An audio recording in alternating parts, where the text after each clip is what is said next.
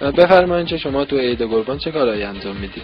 عید قربان و اینم گوسفندا همین با هم خانواده جمع شوید، همین کبابی، همین قربانلخ با هم با عروسی جشن تولد میگیرم که همین جشن آماده با قربانلخ عید قربان را تبریک عرض میکنم که همه خانواده ها گوسفنده ها با هم جشن گرفتند.